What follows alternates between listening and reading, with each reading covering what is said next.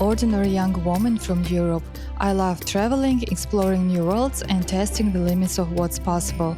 This time, my journey takes me back to India, a country where every step feels like a discovery. This trip feels different. I'm off to Varanasi, the ancient city of death and rebirth. By the Ganges, there is a place everyone whispers about, the Aghori ashram. It's scary, mysterious, and I just can't stay away.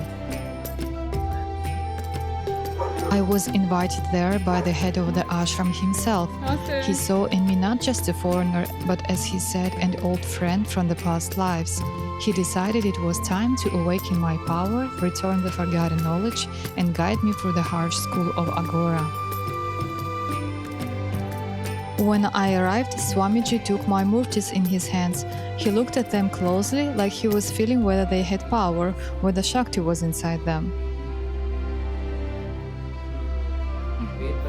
He was pleased and said that murtis held real energy. Then he told me how to take care for them, when to do puja, and which mantras to chant to keep their power alive.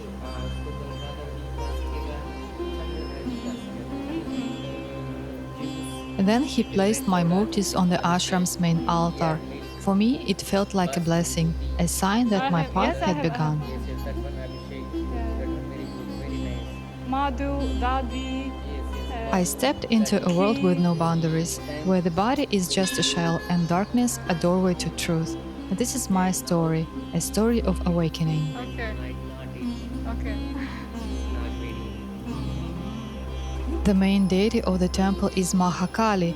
On each side of her stand the 10 goddesses, the Das Mahavidyas, 5 on the left and 5 on the right. They are part of Kali herself, each one an aspect of her essence.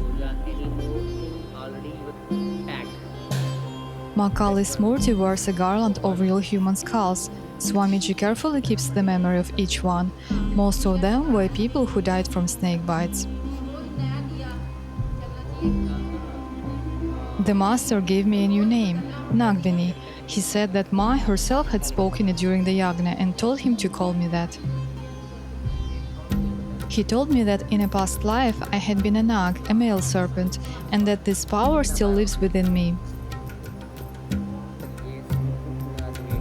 In Tantra, the name Nagvini signifies the feminine Shakti, linked to Naga powers and the awakening of Kundalini. Such a name is given to those connected with the secret serpent traditions.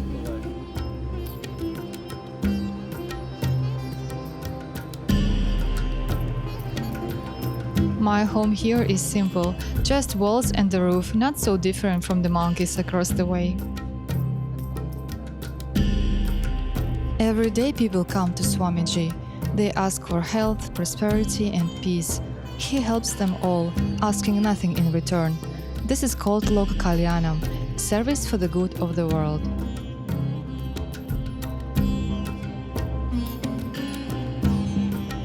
By Swami's side is Lakshmi, not the goddess with a lotus, but a gentle deer. She follows him everywhere, more devoted than any disciple. They say that in her past life she was his wife, and it seems she still hasn't let go.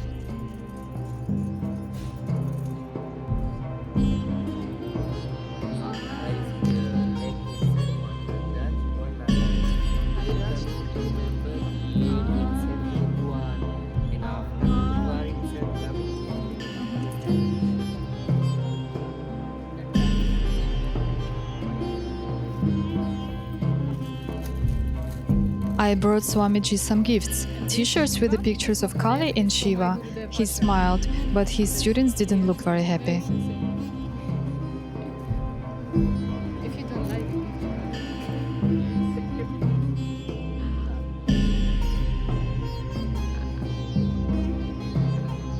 it. They wondered why a small fragile foreign woman had come here. What could she learn in this place? But Swamiji stopped them and said, "Don't judge by appearances. There is power within her, and I can see it."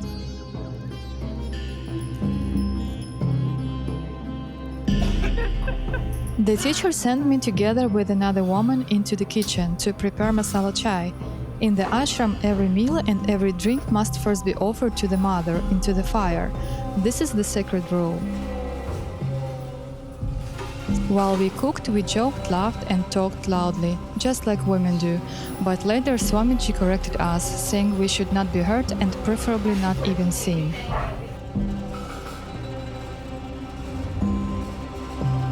In the ashram, modesty is strict. You must cover your head, avoid sitting or talking with men, and turn away when the teacher and students smoke.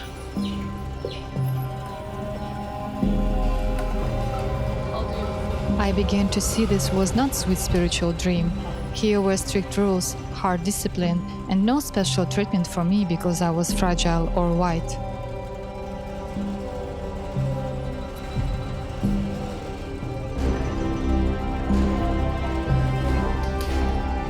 You wake up, mother. In the early morning, mother's face is beautiful, gentle, and kind, but when the moon rises, it feels like Ma comes to life. The face becomes fierce. She takes the form of Maa Kali.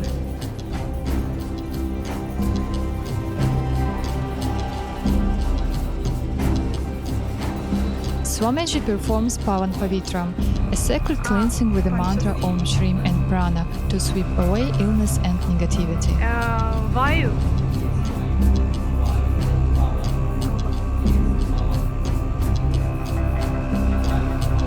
He says Om Shrim is the sound of Shakti, the feminine power present in every woman. Pavan means wind, breath, or prana.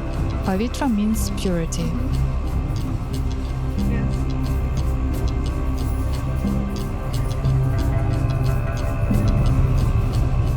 As the hand moves around the body chanting Om Shrim, it's like the wind itself carries the negativity away.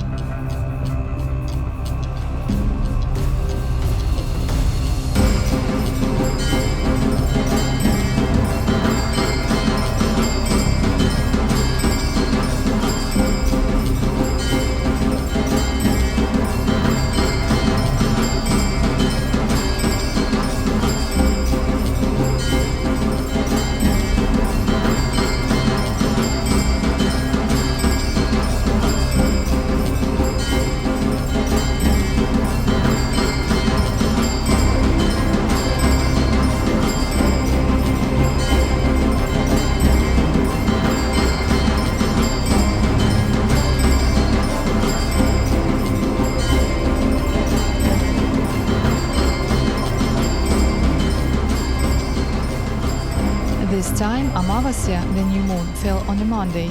Such a day is called the Black Moon. On this day, the moon merges completely with the sun and disappears from the sky. The teacher said that on such days, Kali's energy becomes especially strong. That night, the ashram held a special puja with the sacrifice of a buffalo. In Aghora, the buffalo is not just an animal, it represents the Asuric nature, ignorance, aggression, base desires, ego, laziness, and inertia. In yoga, this is called tamas.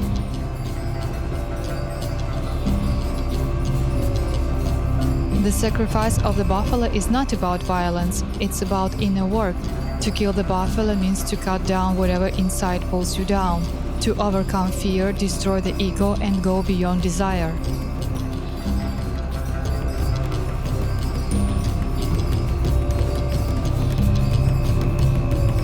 In Aghora, every external ritual mirrors inner transformation. Blood is prana, energy that carries information and our intention.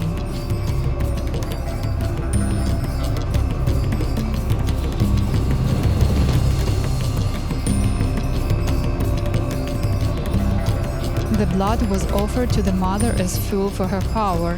That day Maa Kali was bathed in buffalo blood, an act of devotion, not violence.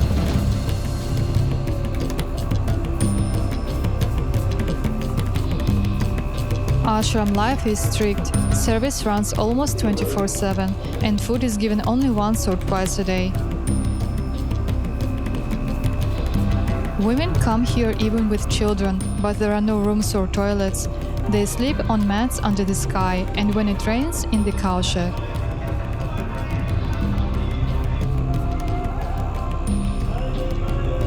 Today everything started at 3 in the morning. The men came back from the smashan, exhausted. I hoped we could sleep, but no.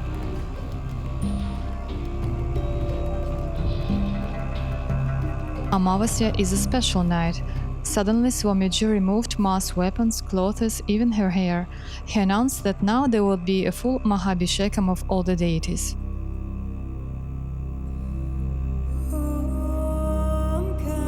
When Guru says Mahabhishekam, everyone obeys. Tired or not, they wash saris, clean the goddess's hair, and polish the murtis till they shine.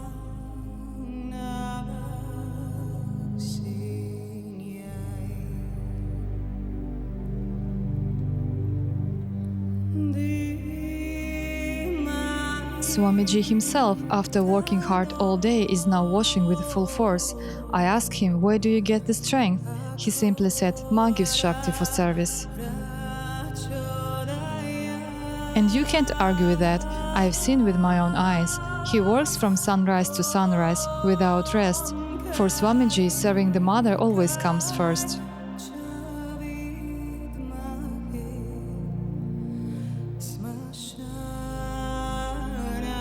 During the Abhishekam, Maa Kali is bathed with water mixed with a kumkum, the red powder that symbolizes blood, menstrual power, and prana. It's the color of Shakti, the primal force of the Divine Mother.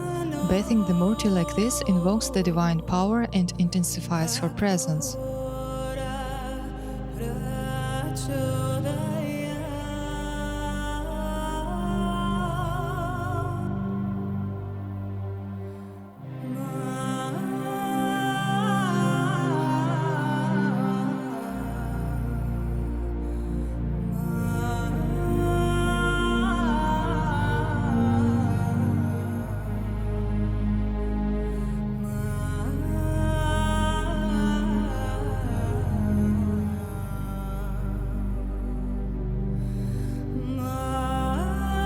Swamiji remembers his Guru with deep warmth and love. He says it was those years by his Guru's side that shaped him into who he is today. Without the Guru, the spiritual path is impossible. Only the Guru can show what the mind alone can never understand. And once, Swamiji shared the story. When he was 14, he spent 4 years in the forest with his Guru. One day, they were walking and saw a dead cow. Suddenly the Guru said, "Eat, start with the belly." Swamiji, shocked, replied, "Guruji, are you joking? How can I eat a dead cow?" But the Guru calmly answered, "You are still a boy, you don't understand. Just close your eyes." Swamiji obeyed. The Guru began chanting mantras. When Swamiji opened his eyes, he was speechless. The cow's belly was now covered with a beautiful red cloth. On it stood a table with the plates of milk, fruits, butter, and ghee. In amazement, Swamiji asked, "Guruji, where did all this come from?" The Guru simply replied, "Eat as much as you want, but take nothing with you." Swamiji ate a mango and 2 bananas. The Guru also ate a little. Then he said again, "Close your eyes." Swamiji closed them, and when he opened, that part of the cow's body was gone. No belly, no insides. Everything had disappeared. He was stunned, but he asked no questions. He understood that he had eaten part of the cow's body.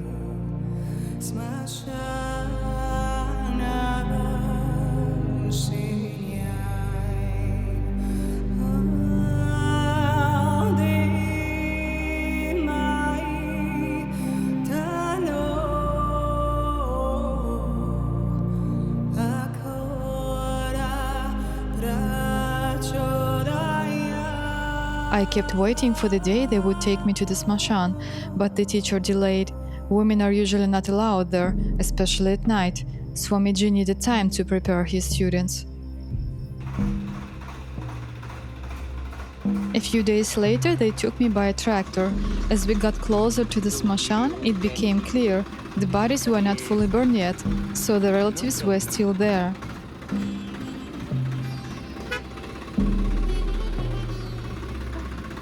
Aghoris never do rituals in front of outsiders. They come to the smashan at night when no one is around. We waited a few hundred meters away, laying mats and looking at the stars. The teacher said he often slept like this before, by the Ganga under the open sky.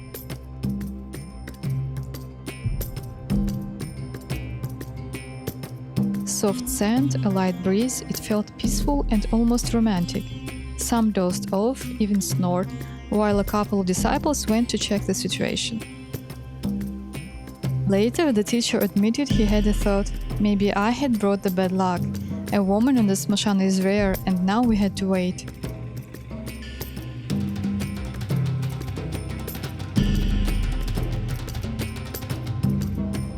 At last, the people burning the body left, and we moved forward. The teacher said I would only watch from the side, and for me, even that was a great honor.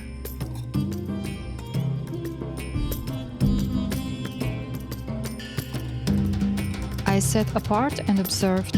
Everything was strange, frightening, yet somehow familiar.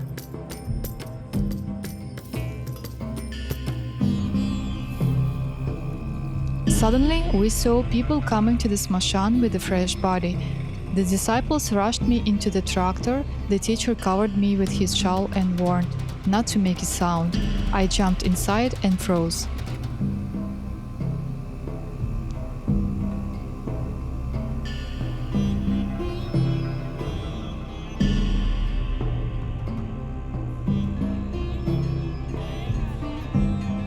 Aghora is the most ancient form of Tantra, and here it lives in its full power as Vamachara, the left-hand path.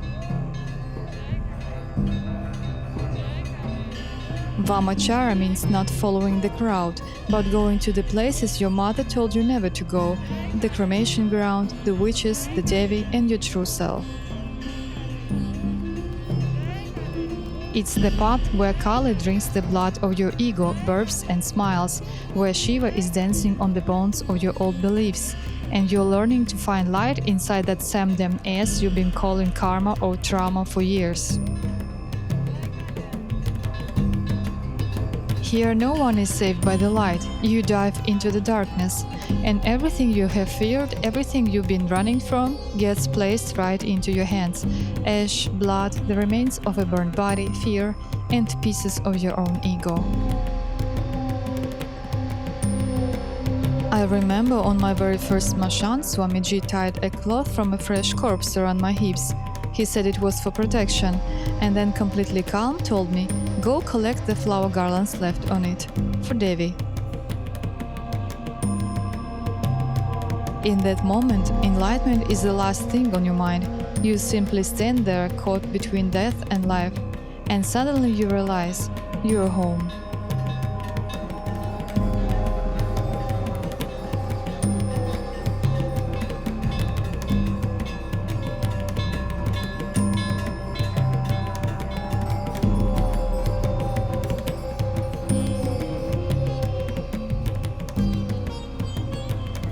Mahaprasad means the great offering. It's everything that is offered to the divine and then received back as Shakti. But in Aghora is not only food like in traditional temples.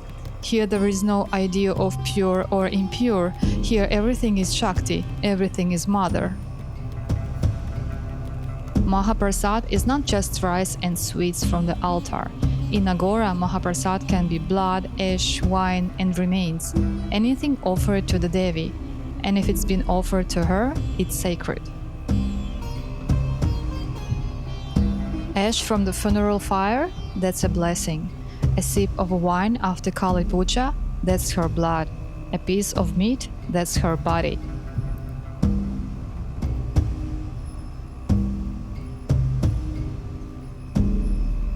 In Vaishnavism, you take prasad with clean hands.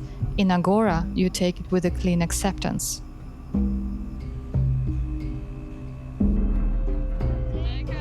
People think Aghora is about darkness and skulls, but at its heart, it's not about death, it's about service. Service not from duty or fear, but from knowing all is Shakti, everything is alive. For Swamiji, Maa Kali is not just an idol, she is alive, she is his mother. He talks to her, he asks her for advice, for help, he serves her like a living being. He knows what food she loves, what color she likes, he knows when she sleeps and when she wakes, he even sees when she is happy or sad. Swamiji says that out of all the deities, Maa is the most merciful. If you pray to Mother with a true heart, she will never say no.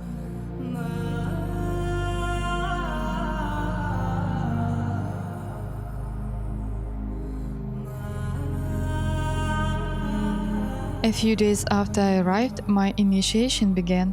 The teacher said he would give me mantras to gain strength. One night he came to me with notebooks from the Gurukula and ancient books from his guru. There was a rare book of Kamakhya Devi mantras, a collection marked with notes like tested works. It was so old it was falling apart.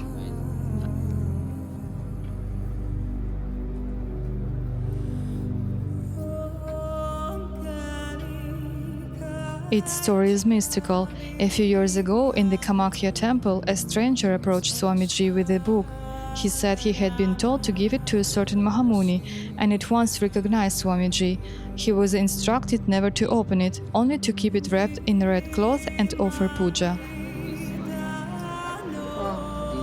But it was written in ancient Hindi, and Swamiji knew only Kannada. He began to pray to the Mother, and suddenly a young woman appeared before him, radiant like light. An inner voice told him it was Kamakhya herself. She blessed him, touching his head with the book, and the mantras began to sound within him. He didn't read them, he felt them with his whole body. Ma warned him to be careful, never give the book to anyone, only perform puja to it. Several times people tried to steal the book, but it always came back. Swamiji said that in his past life this book had already belonged to him. Now it has returned again.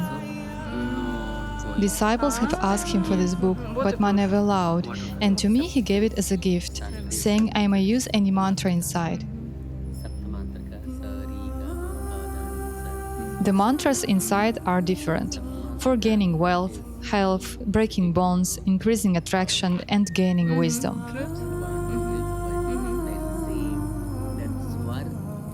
That night my initiation started. For 21 days I had to chant the mantras 3 times a day. Every night yagya, every day puja. It was the rhythm of power, and it was only the beginning. Aghora is life and death, joy and sorrow. It's not dark or mysterious. It's simply everything that is. It's the sick dog no one sends away, and the healthy one running free. It's mud and beauty side by side. It's what others avoid, but you meet it face to face. Aghora is not about power. It's about not dividing, not running from pain, not chasing the light, but welcoming everything, and in that, living fully. That is freedom.